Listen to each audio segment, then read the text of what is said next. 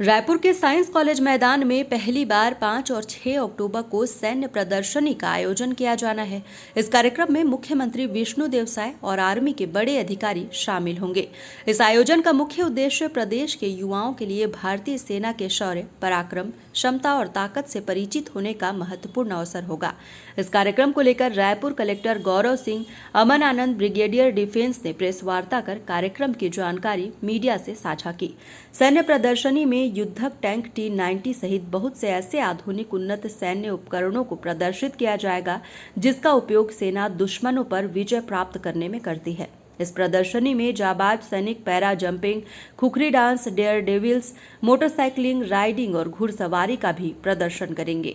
बहुत सारे 50 से भी ज़्यादा आ रहे हैं, लेकिन उसमें छोटे बड़े सब मिला के। और हम आपको वो हथियार भी दिखाएंगे जो हम अब से पहले, क्योंकि अब हम नए नए हथियार भारत में बना रहे हैं, तो ऐसे भी हथियार हैं जो पहले इस्तेमाल होते थे, जो विंटेज हथियार हैं, वो भी दिखाए जाएंगे। बहुत अच्छा सवाल है ये। देखिए, ये प्रदर्शनी है, इसमें दो तरह की प्रदर्शनी होगी। एक जिसको स्टैटिक कहा जाता है, जो हथियार लगे हुए होंगे।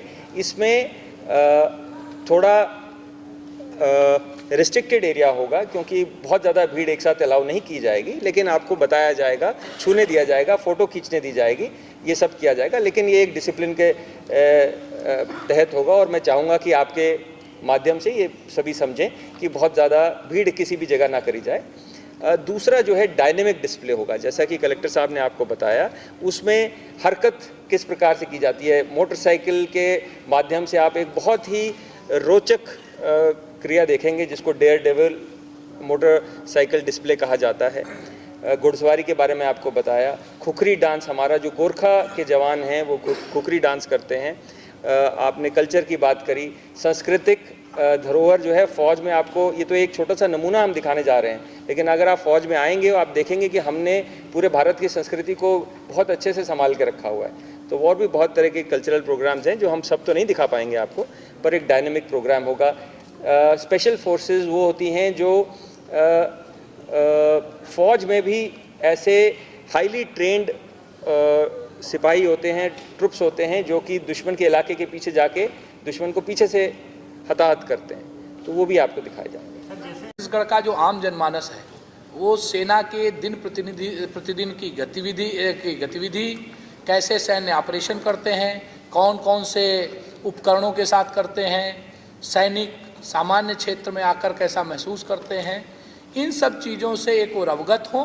दूसरी ओर छत्तीसगढ़ के युवाओं में भी सेना को लेकर, सेना में जाने को लेकर एक नए प्रकार का उत्साह पैदा हो, और जो हमारी नई पीढ़ी है वो राष्ट्र प्रेम और देशभक्ति की भावना को और पास से देखने का उसको मौका मिले, और उन शूरवीरों का सम्मान का भी एक अवसर है जिनके प्रयासों से, जिनके अथक परिश्रम से हम सब लोग मैदानी क्षेत्रों में बैठकर आराम से काम करते हैं।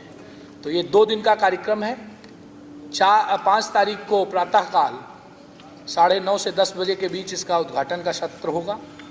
उसमें औपचारिक उद्घाटन के बाद सेना द्वारा जो इनके भीष्म टैंक है, सारथ वाहन हैं, तमाम ऐसी गन्स हैं जिनको महारत हासिल है 2.5 किलोमीटर ऊपर से हेलीकॉप्टर को मार गिराने का, ऐसे तमाम गन्स, ऐसी तमाम आर्टिलरी वहाँ फिजिकली प्रेजेंट रहेगी, जिसको लोग जाके देख सकते हैं, साथ में फ़ोटोग्राफ्स करा सकते हैं। और हेलीकॉप्टर से कैसे रेस्क्यू किया जाता है, कैसे एयर ड्रॉप किया जाता है, कैसे ऑपरेशंस किए जाते हैं, वो उसका लाइव डिमॉन्स्ट्रेशन होगा। हमारे सैनिक मोटरसाइकिल के माध्यम से डेयर डेविल्स जिनको बोलते हैं, कैसे काम करते हैं, उनका भी प्रदर्शन होगा। हॉर्सेज के साथ कैसे काम आर्मी करती है, हॉर्सेज के साथ उसका भी प्रदर्शन होगा। साथ में ये भी दिखाया जाने की कोशिश होगी कि अन्य जो ऑपरेशन ज़मीन पे होते हैं उसमें क्या समस्याएं आती हैं, क्या कठिनाई आती हैं, और सैनिकों का भी इंटरेक्शन होगा। अच्छी बात यह है कि जो हॉर्सेज वाला शो है उसमें आर्मी के साथ हमारे छत्तीसगढ़ के भी दंतेवाड़ा के कुछ बच्चे उस शो का हिस्सा बनेंगे। जो हम लोगों का प्रयास था कि छत्तीसगढ़ और आर्मी एक साथ दिखे, और इनका जो बहुत फेमस खुखरी डांस होता है वो कैसे होता है वो भी दिखेगा।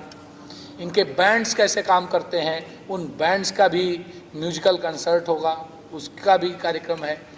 दूसरे दिन ये सारी गतिविधियां तो होंगी, लेकिन कल्चरल में हमारा मानना ये था कि पहले दिन सेना हमें सांस्कृतिक कार्यक्रम दिखाए तो दूसरे दिन छत्तीसगढ़ अपना सांस्कृतिक प्रदर्शन करे। तो उस दिन हमारे विभिन्न जगहों की कल्चरल टीम्स आर्मी के सम्मान में सांस्कृतिक कार्यक्रम करेंगी और शाम को ये कार्यक्रम समापन की ओर बढ़ेगा। जैसे एयर ड्रॉप को लेके ज़्यादा लोगों में रोमांच रहेगा, तो हम लोग कोशिश कर रहे हैं कि उसका जितना संभव रिपीटिशन हो, कि जिस समय भी जो आए उसको कुछ ना कुछ नया देखने को मिले, इस हिसाब से पूरा शेड्यूल किया गया है। तो मैं आप सबसे भी, आप लोग भी जिस दिन से ये विषय शुरू हुआ है, सारे लोग लगातार लगे हुए हैं।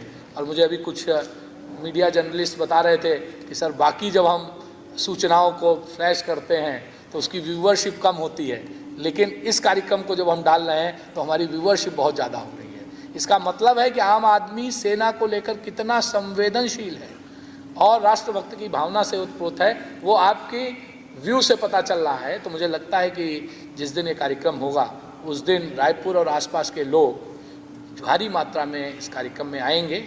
हमने अभी स्कूल्स के बच्चे भी शामिल हों, उनके प्रिंसिपल्स की भी बैठक ली है, उनमें भी शेड्यूलिंग कर रहे हैं कि कोई फर्स्ट हाफ में आ जाए, कोई सेकेंड हाफ में आ जाए, कोई अगले दिन फर्स्ट हाफ आए, कोई अगले दिन सेकेंड हाफ आए।